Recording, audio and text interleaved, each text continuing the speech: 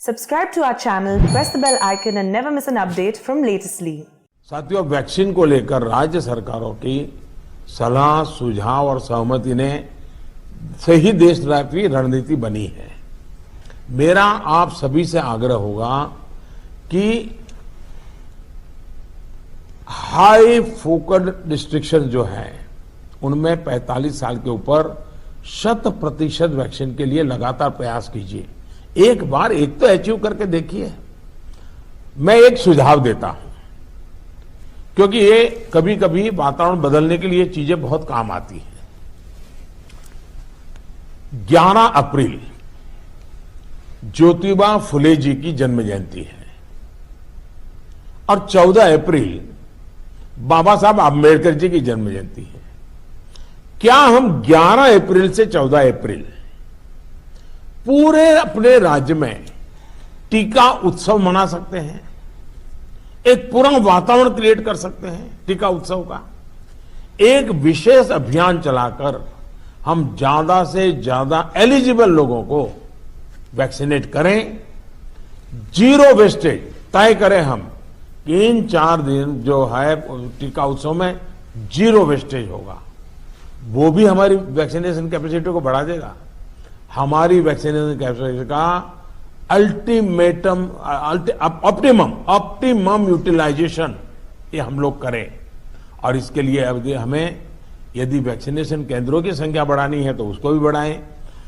पहले एक बार देखें कि हम 11 से 14 अप्रैल किस प्रकार से चीजों को मोबिलाइज कर सकते हैं।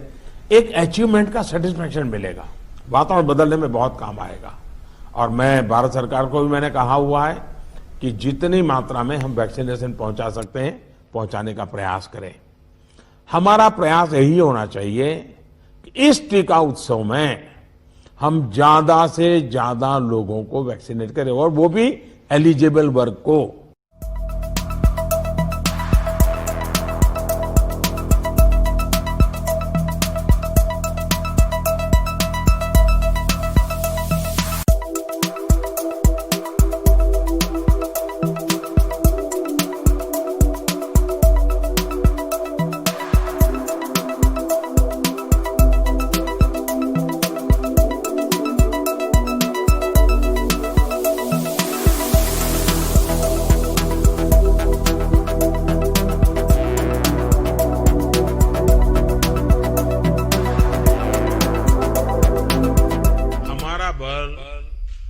माइक्रो कंटेनमेंट जोन पर होना चाहिए।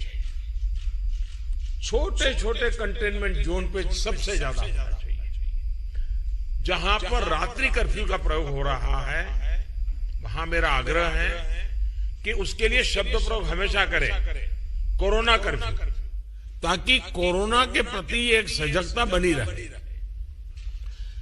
कुछ लोग ये इंटेलेक्चुअल डिबेट करते हैं कि क्या कोरोना रात को ही आता है। हकीकत में दुनिया ने भी ये रात्रि कर्फ्यू के प्रयोग को स्वीकार किया है, क्योंकि हर व्यक्ति को कर्फ्यू समय होता है तो याद आता है कि हाँ, मैं कोरोना काल में जी रहा हूं और बाकी जीवन व्यवस्थाओं को कम से कम प्रभाव होता है। हाँ, अच्छा होगा कि हम कोरोना कर्फ्यू रात को 9 बजे शुरू करें या रात को 10 बजे शुरू करें और सुबह 5-6 बजे तक चलाएं, ताकि बाकी व्यवस्थाओं को प्रभाव ज्यादा न हो। और इसलिए उसको कोरोना कर्फ्यू के नाम से ही प्रचलित करें। और कोरोना कर्फ्यू एक प्रकार से लोगों को एजुकेट करने के लिए काम आ रहा है, अवेयरनेस के लिए काम आ रहा है।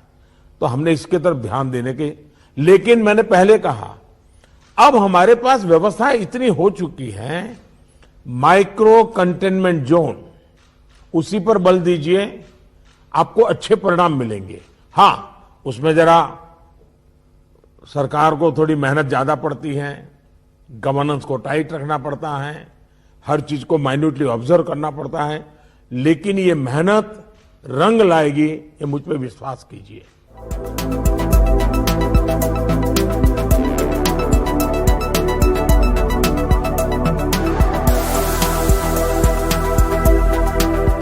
इस पीक को बहुत तेजी से नीचे ला सकते हैं, पीक को ऊपर जाते रोक भी सकते हैं। और अनुभव कहता है कि test, track, treat covid appropriate behaviour और कोविड मैनेजमेंट, इन्हीं चीजों पर हमें बल देना है। और आप देखिए, अब एक विषय ऐसा आया है, मैं आप सभी मुख्यमंत्रियों से आग्रह करता हूं कि आप अपने राज्य की मशीनरी के द्वारा थोड़ा अगर एनालिसिस करें, सर्वे करें, और एक सवाल का जवाब हमें मिल सकता है क्या, मैं इसको सवाल के रूप में कह रहा हूं। होता क्या है कि इन दिनों कोरोना में, ये थोड़ा वेरिफिकेशन का विषय है, लेकिन आप भी उसको राज्य में करवा सकते हैं। पहले कोरोना के समय क्या होता था, हल्के फुल्के सिम्टम्स पे लोग डर जाते थे तो तुरंत एक्शन लेते थे। दूसरा, इन दिनों बहुत पेशेंट असिम्टोमेटिक है और उसके कारण उनको लगता है तो ऐसे ही थोड़ा जुकाम हो गया, ऐसा हो गया, कभी कभी तो वो भी नजर नहीं आता, और उसके कारण वो परिवार में पहले की तरह ही जिंदगी जीते हैं और परिणाम स्वरूप पूरा परिवार लपेट जाता है और फिर इंटेंसिटी बढ़ती है, तब हमारे ध्यान आता है। जो आज परिवार जो इसमें लपेट में आ रहे हैं, उसका मूल कारण है शुरुआत एसिम्टोमेटिक से होती है और केयरलेस होती है। उसका उपाय क्या है? उसका उपाय है प्रोएक्टिव टेस्टिंग। हम जितना ज्यादा टेस्टिंग करेंगे तो एसिम्टोमेटिक जो पेशेंट होगा वो भी ध्यान में आ जाएगा, तो परिवार में होम क्वारंटाइन वगैरह ढंग से कर लेगा। वो परिवार के साथ जैसे नॉर्मल जिंदगी जीता है वो नहीं जिएगा, और इसलिए पूरा परिवार जो आज सब लपेट में आ जाता है उसको हम बचा सकते हैं। और इसलिए हम अभी चर्चा जितनी वैक्सीन की करते हैं उससे ज्यादा चर्चा हमें टेस्टिंग की करने की जरूरत है, बल टेस्टिंग पर देने की जरूरत है। और हमने सामने से टेस्टिंग के लिए जाना है।